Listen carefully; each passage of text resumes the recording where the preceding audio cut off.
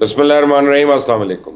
आज की ये वीडियो बड़ी अहम है क्योंकि इसमें आपकी आंखें खुलने वाली हैं कि पाकिस्तान के साथ खेल क्या खेला जा रहा है, कौन ये खेल खेल रहा है। क्योंकि वही हुआ ना जिसका डर था। हुकूमत बनने से पहले ही नून लीग और पीपल्स पार्टी में धमा चौकड़ी शुरू हो चुकी है। पीपल्स पार्टी और नून लीग दोनों के कुछ ऐसे रहनुमा हैं जो अभी से खबरदार कर रहे हैं कि यह जबरदस्ती की शादी, जोर का निकाह ज्यादा देर नहीं चलेगा। और नून लीग के दो सीनियर रहनुमाओं ने इस कोएलिशन सेटअप के हवाले से अहम बयान दिए। इन बयान को देखते हैं और इसके बाद नई हुकूमत के मुआशी और सियासी चैलेंजेस को भी देखते हैं। लेकिन आगे बढ़ने से पहले आपने अगर अभी तक इस चैनल को सब्सक्राइब नहीं किया तो प्लीज कर लें, बेल आइकॉन को जरूर प्रेस करिएगा, तो मजीद अपडेट्स आपको खुद ब खुद मिलती रहेंगी। सबसे पहले जावेद लतीफ साहब, जो पिछले काफी रोज से बात कर रहे हैं कि नून लीग को हुकूमत नहीं लेनी चाहिए थी, उन्होंने यहाँ तक कह दिया कि जबरदस्ती नून लीग को इन इंतखाबात में हराया गया। रात को कहते हैं कि हमारे पास पीपल्स पार्टी से मिलने के अलावा कोई ऑप्शन ही नहीं था, हुकूमत बनाना हम पे थोपा गया, इसमें हमारी खुशी नहीं। जावेद लतीफ को चाहिए था कि बताते कौन सी मजबूरी थी, क्योंकि मियाँ साहब कुछ रोज कहते हैं ना, वोट को इज्जत दो, वोट को इज्जत दो, फिर कहते हैं हिसाब करूंगा, फिर अचानक सारे बयानिया तर्क करके हुकूमत बना लेते हैं। तो जावेद लतीफ ने तो अभी से पेशन गोई कर दी कि हुकूमत डिलीवर नहीं करेगी, और साथ ही नून लीग के अंदर से शहबाज शरीफ को नाअहल करार दिया जा रहा है। जावेद लतीफ साहब तो कहते हैं ना कि हुकूमत जैसा बनवाई जा रही है, डिलीवर कर ही नहीं सकती। क्या कुर्बानी के लिए मुस्लिम लीग नून ही रह गई है? नवाज शरीफ पंजाब में और वफाक में हुकूमत को देखेंगे, नवाज शरीफ जो डिलीवर कर सकते थे वो अब शायद नहीं हो सकता। इससे पहले नून लीग के रहनुमा मोहम्मद जुबैर भी ये बात कर चुके हैं, और मोहम्मद जुबैर तो मियाँ साहब के स्पोक्स पर्सन भी रह चुके हैं। वो कहते हैं जी शहबाज शरीफ से डिलीवर नहीं हो सका, सबने देखा कि शहबाज शरीफ ने डिलीवर ही नहीं किया। फिर इनके पास ऐसी कौन सी जादू की छड़ी होगी जिसे वो घुमाएंगे और सब ठीक हो जाएगा। आगे चल के बताऊंगा कि नून लीग को कौन से बड़े मुआशी चैलेंजेस का सामना है। लेकिन पीपल्स पार्टी और नून लीग के रिश्ते के बारे में सेनेटर इरफान सिद्दीकी ने बड़ी दिलचस्प बातें की। उन्होंने बीबीसी को इंटरव्यू में कहा, और वो कहते हैं इरफान सिद्दीकी साहब के इससे पहले के पीडीएम में 16 जमातों का इत्तेहाद था, पिछले इत्तेहाद में इत्तफाक था। इस बार मुस्लिम लीग के अलावा दीगर जमातें किश्ती में सवार होने की बजाय साहिल पे खड़ा रहना चाहती थी, और साहिल पे खड़े होने वाला तमाशा देखने वालों में होता है, साथ देने वालों में नहीं। फिर वो कहते हैं कि सूरत हाल यूं है कि अगर हम आईएमएफ की सिफारिशात को देखते हुए कुछ सख्त कानून साजी करते हैं तो पीपल्स पार्टी तनकीद करेगी, अगर हम पेट्रोल की कीमत बढ़ाते हैं तब भी तनकीद करेगी। मिसाल के तौर पर नून लीग निजकारी की या प्राइवेटाइजेशन की बात करती है, पीपल्स पार्टी प्राइवेटाइजेशन के खिलाफ है। तो इन मामला को देखते हुए जब नून लीग अपने मंशूर पर चलेगी तो इख्तलाफात पैदा होंगे, जिसे बाकी जमातें फायदा उठाते हुए असेंबली तहलील करा सकती है।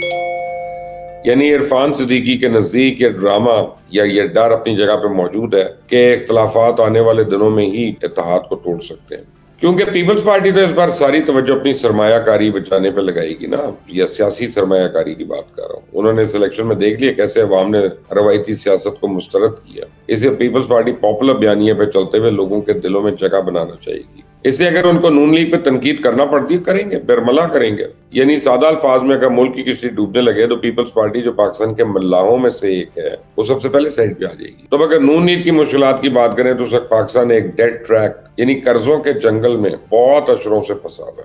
अब ब्लूमबर्ग ने अपनी ताजा तरीन रिपोर्ट में कह दिया कि पाकिस्तान के लिए अंदरूनी और बैरूनी कर्जे अब नाकाबिले बर्दाश्त हो चुके हैं। पाकिस्तान में कर्जों पर सूद की अदायगी की शरह यानी जीडीपी के लिहाज से बुलंद तरीन सतह पर पहुंची हुई है।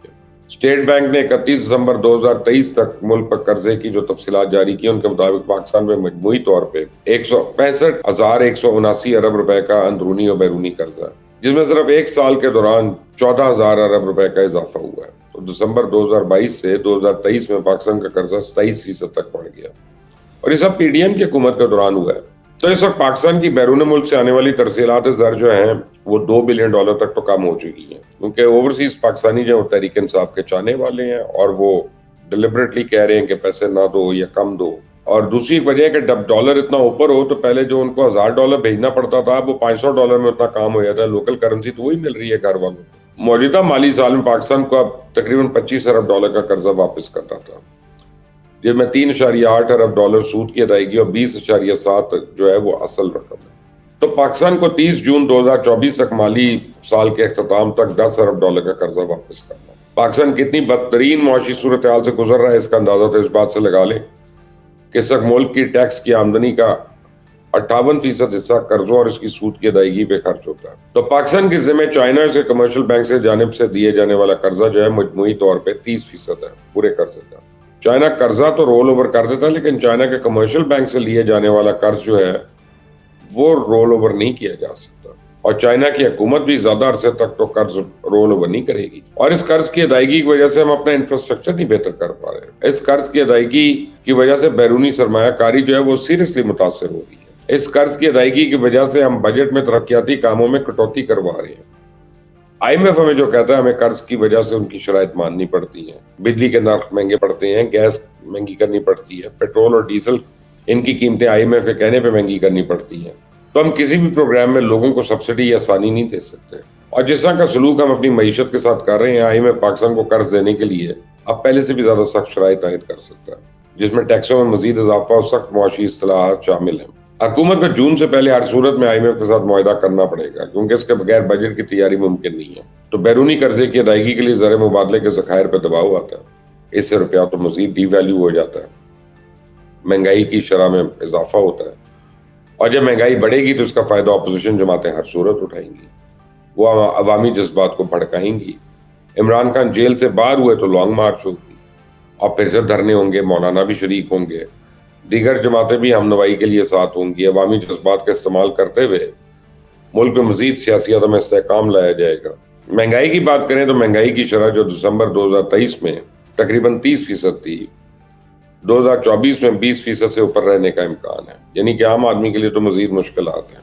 अगर महंगाई को कंट्रोल ना किया गया फिर नून लीग के लिए अवाम के अंदर मजीद गम और गुस्सा बढ़ेगा। हमारे मुल्क में छोटे बच्चों की अमवात की शरह इंतहाई बुलंद है। 5 साल से कम उम्र 58% बच्चे नशोनुमा की कमी का शिकार हैं। 2.5 करोड़ बच्चे यानी 40% तक बच्चे जो हैं वो स्कूल जाने से महरूम हैं। हर साल हमारे यहाँ 80 लाख बच्चा पैदा होता है, उसके लिए हमारे पास ना स्कूल है ना उस्ताद। 40% अवाम गुर्बत की नकीर के नीचे जिंदगी गुजारने पर मजबूर है, तो इनके लिए हुकूमत क्या करती है? ये बहुत बड़ा चैलेंज है। मुआशी सूरत हाल के साथ साथ सिक्योरिटी के भी आने वाले दिनों में हुकूमत को काफी मसाइल का सामना होगा। इंतखाबात से पहले और बाद चंद दिनों में सब बलूचिस्तान में 63 हमले हुए हैं, और इसके साथ साथ KPK और पंजाब के कुछ इलाकों में भी शिद्दत पसंद कार्रवाइयां हुई हैं। बलूचिस्तान में एक बार फिर से BLA और दूसरे दहशतगर्द ग्रुप इकट्ठे हो रहे हैं और बदअमनी का बायस बन रहे हैं। तो डेरा इस्माइल खान में पुलिस और सिक्योरिटी फोर्सेस में बड़े हमले हुए हैं, सियासतदानों पर तो हमले होते रहे हैं। इनके लिए ये भी एक संगीन मसला होगा और इसको भी हल करने की जरूरत है। खारजा पॉलिसी हमारा एक बड़ा चैलेंज होगा और पाकिस्तान की हुकूमत को चाइना और अमेरिका दोनों के साथ अपने ताल्लुकात को बेहतर देखना होगा। नून लीग कहती तो है कि हम हमसाये वाले के साथ ताल्लुकात बेहतर करेंगे, ये भी देखना पड़ेगा कि हमसाये वाले के साथ हमारे ताल्लुकात बेहतर होते हैं या नहीं, क्योंकि अभी से कुछ अरसे के बाद भारत में इलेक्शन होने हैं और इलेक्शन में तो कोई शरारत हो सकती है ना। किस्सा मुख्तसर, नई हुकूमत एक कांटों का ताज होगी, आप सेज होगी, जो मर्जी कह लें, और देखते हैं नून लीग इन कांटों का ताज पहन के और कांटों की सेज पे बैठ के मुल्क, रियासत और अपनी सियासत को कैसे बचाती है। Until the next time, Allah Hafiz.